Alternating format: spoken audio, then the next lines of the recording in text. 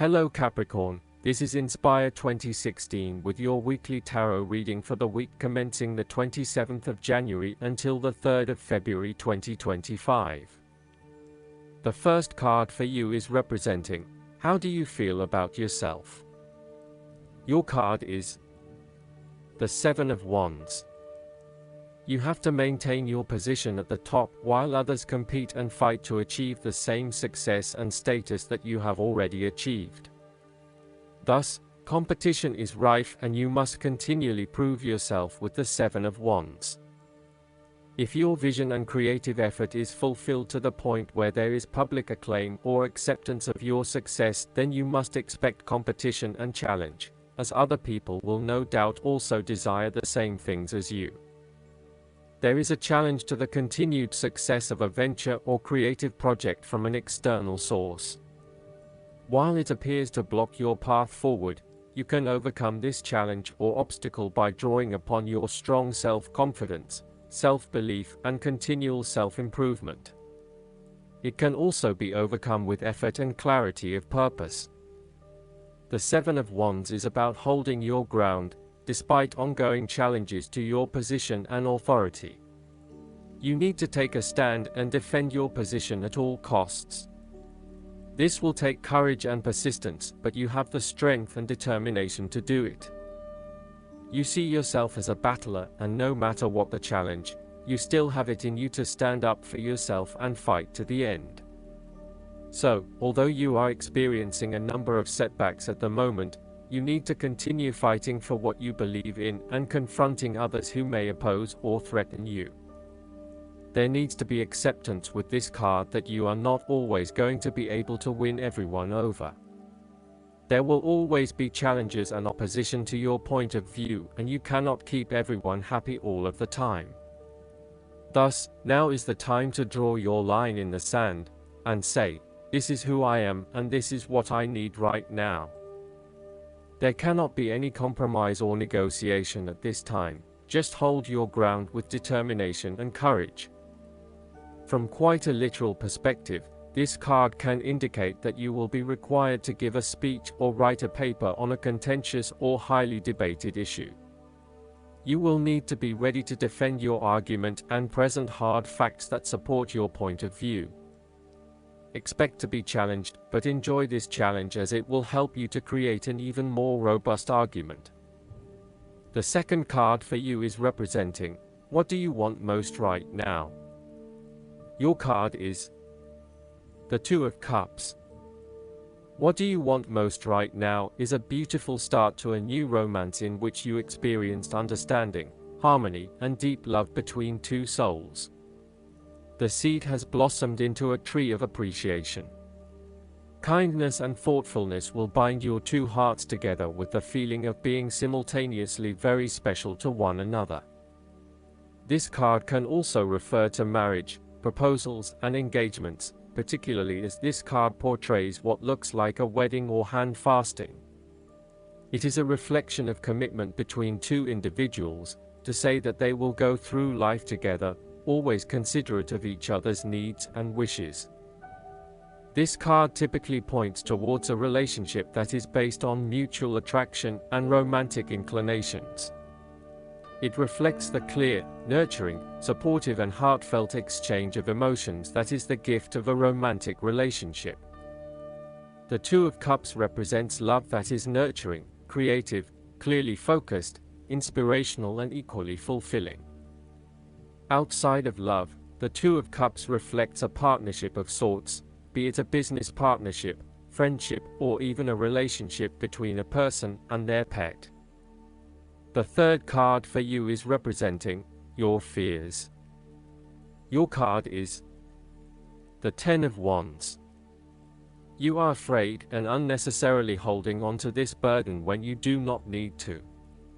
If you are feeling weighed down by your present circumstances, look at different ways you can lighten the load. Can you delegate certain tasks and responsibilities? Are you worrying about matters that do not concern you or cannot be changed?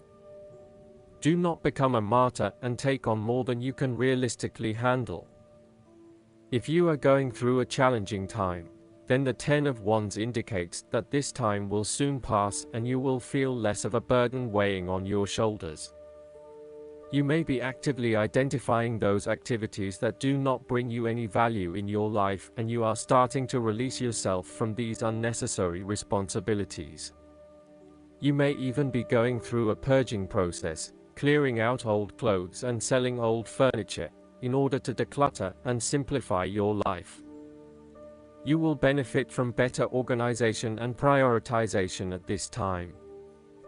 On the other hand, you might be avoiding responsibility and making it even more difficult for others who must take on your share. Thus, the saying, "You have made your bed, now lie in it," is very appropriate for this card. The fourth card for you is representing what is going for you. Your card is the Seven of Swords. You are doing something in secret, hoping that you are safe and undiscovered. Something goes awry and your secret is revealed to your embarrassment.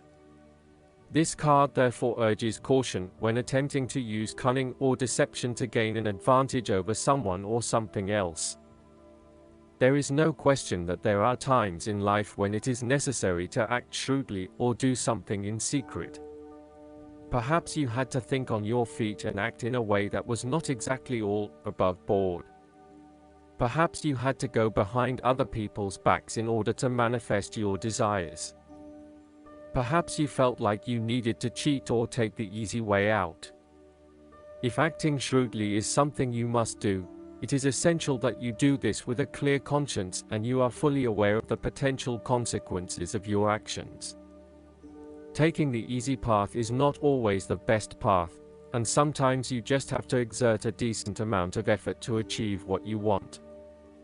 You may be tempted to sneak away from a particular situation that is not working for you anymore, rather than dealing with it head-on. As you do not feel ready to deal with the issues, you are aiming for a solution where you can just escape and not have to worry about it all. Are you trying to run away from commitment, responsibility, hard work, or love?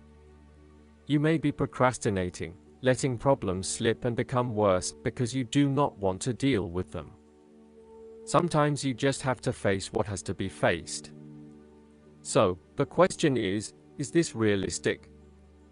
Will this escape really accomplish what you want to and need to accomplish? Will it address the fundamental issues at hand here? The likely answer is no, and it may simply be an easy way out for now. The fifth card for you is representing what is going against you. The King of Wands. You are afraid of a male significant figure in your life who is from fire signs, who is dominating, pushy, and overbearing at times. This is rarely done with malice or an intention to make someone else submissive.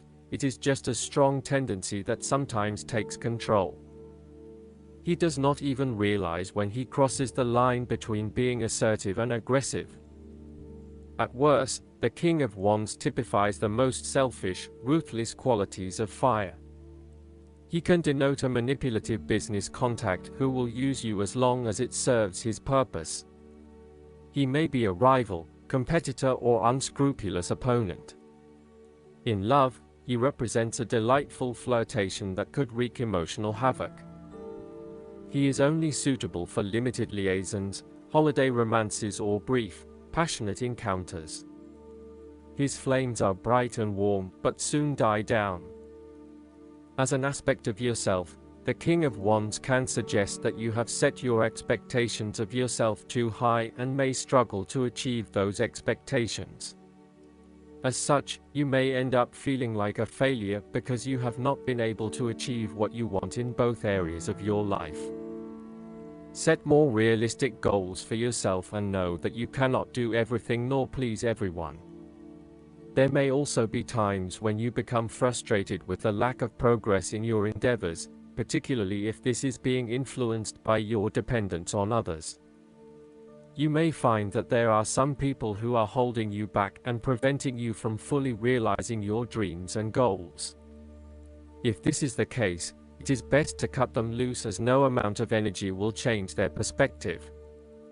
You may also need to be a bit more lenient on others and accept that not everyone has as much energy and drive as you to achieve results. Accept what they have to offer and do not expect anything more. The last card for you is representing the likely outcome that you may have. Your card is the Six of Wands. You are going to achieve your goals and being publicly acknowledged for your efforts and your results. You may have recently received an award, public acclaim, or acknowledgement from your peers for the work that you have done. It may even be just a pat on the back or getting praise or recognition for your work. You have harnessed your strengths and talents in order to bring about a successful outcome in your endeavors. You have managed to get through the confusion of the Five of Wands, minimizing your distractions, focusing on the task at hand. You have overcome the challenges along the way, and now you are focusing your energies on the one goal that will lead to your success. This is your time to shine and to come out on top.